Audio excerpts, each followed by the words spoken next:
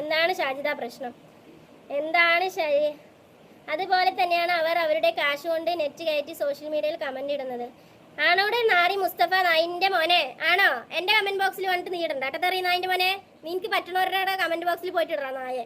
എന്റെ കമന്റ് ബോക്സിൽ വന്നിട്ട് നീ തെറി വിളിക്കാൻ നിൽക്കണ്ട.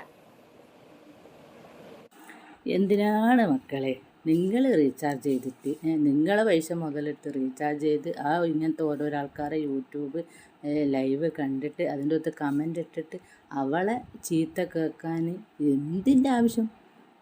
നിങ്ങളെ പൈസ ചിലവാക്കിയിട്ട് എന്തിന് മറ്റുള്ളവരെ ചീത്ത കേൾക്കുന്നു? ആളെ തന്നെ തൊണ്ടനക്കരുത്.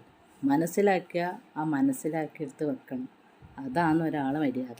നമ്മൾ എന്തെങ്കിലും പറഞ്ഞാലോ എടാ നമ്മളെ ഇളക്കി വിട്ടിട്ടാണ് നമ്മൾ പറയണത്. എന്ത് ഞാൻ ചോറ തിന്നണത്, അവനെ പോലെ തീട്ടമാരി തിന്നണില്ല, ചോറ് തിന്നിട്ടാണ് വളരുന്നത്. എന്നെ പറഞ്ഞാൽ എനിക്ക് പൊള്ളും, ഇല്ലാത്ത കഥകൾ ഉണ്ടാക്കിയാൽ എനിക്ക് പൊള്ളും. അതും കേട്ട് അവൻ്റെ എല്ലാം കേട്ട് കഴിഞ്ഞിട്ട് എൻ്റെ കമന്റ് ബോക്സിൽ വന്നിട്ട് അവനെ സപ്പോർട്ട് ചെയ്യുന്ന ആൾക്കാർ എൻ്റെ കമന്റ് ബോക്സിൽ വന്നിട്ട് എന്നെ തെറി വിളിച്ചാ ഞാൻ എന്താ കേട്ടോണ്ട് നിൽക്കണ?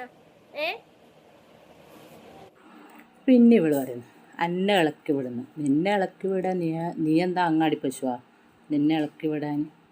പിന്നെ വേറൊരു കാര്യം, അവൻ്റെ വീഡിയോ കണ്ടിട്ട് എന്തിനാ എൻ്റെ കമൻറ്റ് ബോക്സിൽ വന്നിട്ട് കമൻ്റ് ഇടും? അവൻ പറയുന്നത് ആരാ? നിന്നെ. നീ പറയുന്നത് ആരാ? അവനാ. അന്നേരം പിന്നെ എന്താ പറയുക, രണ്ടാളെ വീഡിയോ കാണുന്ന ആൾക്കാർ അങ്ങനെ തന്നെ ഉണ്ടാവും. അവൻ്റെത് കേട്ട് നിന്നെ പറയുമ്പോൾ നിന്നോട് വന്ന് പറയും, നീ അവനെ പറയുമ്പോൾ നിൻ്റെത് കേട്ടിട്ട് അവനോട് ഇരിക്കും.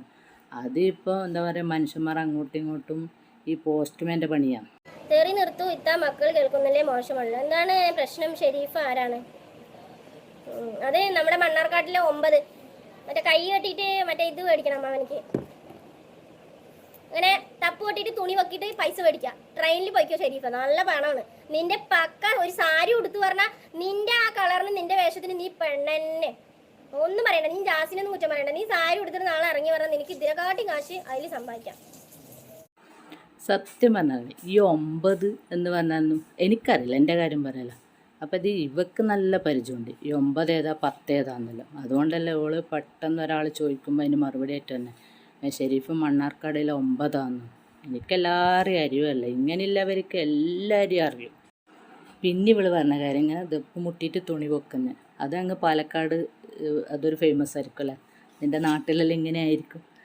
അങ്ങനെ കുറേ കണ്ടിട്ട് എക്സ്പീരിയൻസ് ഉണ്ടെന്ന് ഷാജിദാക്ക്. അതുകൊണ്ടാണ് ഷെരീഫിന് പറ്റിയ പണി അവൾ പറഞ്ഞു കൊടുക്കുന്നത്.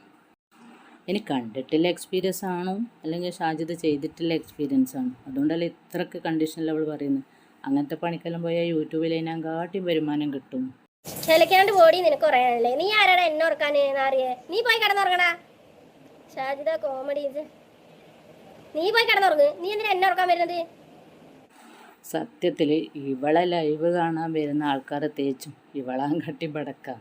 കാരണം അതുകൊണ്ടാണ് ഇവളീ പറയുന്ന കാര്യത്തിനെല്ലാം അങ്ങോട്ടേക്ക് ഇറ്റള് കമൻ്റ് ഇടുന്നു. എന്നിട്ട് അവളെ വായിലുള്ള എല്ലാ തെറിപ്പാട്ടും എല്ലാവരും കേൾക്കും. അതിൽ നല്ലവരായ ആൾക്കാരും കൂടെ കേൾക്കും. എന്തിനാണ് നിങ്ങളിങ്ങനെ എന്താ പറയുക, പൈസ കൊടുത്തിട്ട് പിരാന്ത് വാങ്ങുന്നത് പറയലില്ല. അതുപോലെ പൈസ കൊടുത്ത് റീചാർജ് ചെയ്തിട്ട് ഇവളെ വീഡിയോ ലൈവ് കയറിയിട്ട് എന്തിനാ ഈ ചീത്ത കേൾക്കുന്നത്?